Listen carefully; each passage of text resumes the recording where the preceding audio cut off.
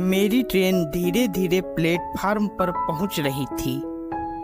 मैं AC coach में अपने छोटे से सूटकेस के साथ गैलरी में खड़ी ट्रेन के रुकने का इंतजार कर रही थी। जैसे ही गाड़ी ठहरी, मैं झटके से नीचे उतरी। स्टेशन से बाहर निकली तो सवारियों की तलाश में ऑटो रिक्शा वालों की भीड़ जमा थी। शहर में अनजान सी लग रही अकेली जवान लड़की को देखकर 10-12 ऑटो रिक्शा वालों ने मुझे घेर लिया और अपने अपने लहजे से पूछने लगे, बहन जी कहाँ चलोगी? मैडम किधर को जाना है?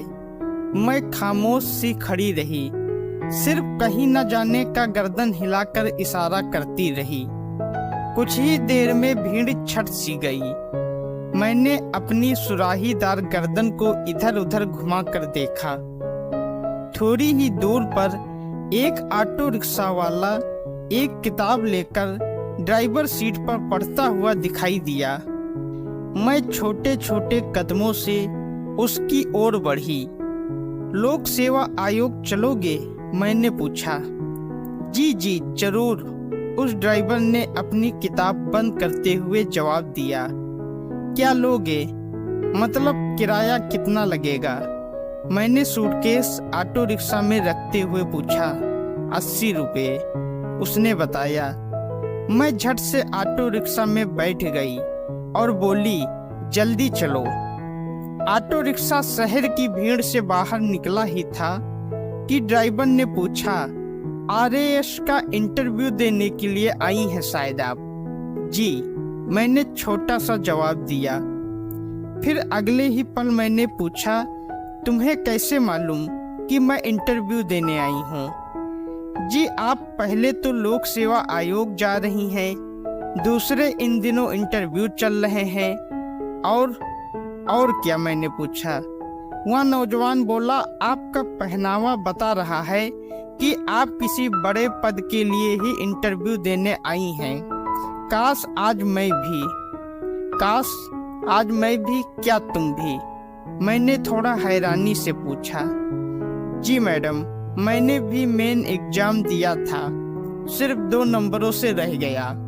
उसने उदास मन से ऑटो रिक्शा को लोक सेवा आयोग की तरफ घुमाते हुए कहा। आप तो बड़े होशियार हो। मैं पहली ही नजर में पहचान गई थी कि ऑटो रिक्शा में किताब लेकर पढ़ने वाला कोई साधारण ड्राइवर नहीं हो सकता।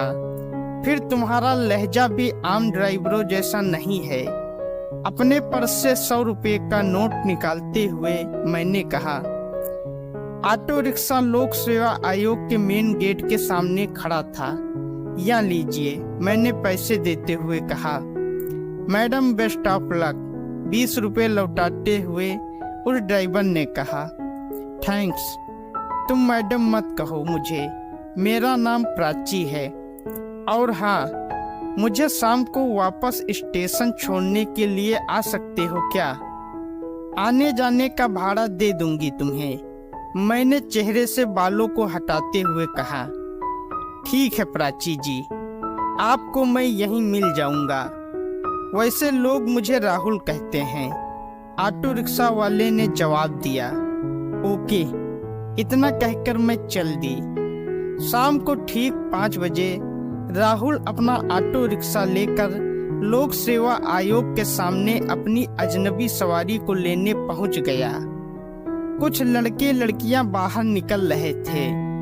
किसी का चेहरा उतरा हुआ था तो किसी का फूलों के माफिक खिला हुआ था। राहुल की निगाहें मेन गेट पर लगी थी। आ गई तुम? पीछे की तरफ से मेरी आवाज सुनकर राहुल एक झटके से पलटा और बोला, आप? मैं तो कब से मेन गेट की तरफ देख रहा था। अरे मैं पीछे वाले गेट से निकल आई। कैसा हुआ आपका इंटरव्यू? बहुत ही बढ़िया, मुझे पूरा भरोसा है कि मेरा सिलेक्शन हो जाएगा, मैंने ऑटो रिक्शा में बैठते हुए कहा। मैंने अपना मोबाइल खोला और बोली, अरे यह क्या हुआ? अब क्या हुआ प्राची जी? जोधपुर वाली मेरी ट्रेन तकरीबन 5 घंटे लेट है। राहुल मुस्कुराते हुए बोला, प्राची जी चिंता मत करो, आप मेरे घर ठहर जाना, मेरा भी घर जाने का समय हो गया है और फिर रात को मुझे ऑटो रिक्शा चलाने के लिए स्टेशन ही आना है। अरे नहीं, आपको बेवजह तकलीफ होगी, मैंने कहा। कैसी तकलीफ?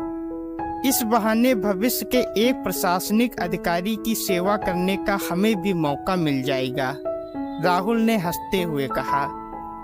मेरे पास अब मना करने का कोई ठोस बहाना नहीं रह गया था। घर पहुंचकर राहुल अपनी माँ से बोला, माँ देखो कौन आया है हमारी झोपड़ी में।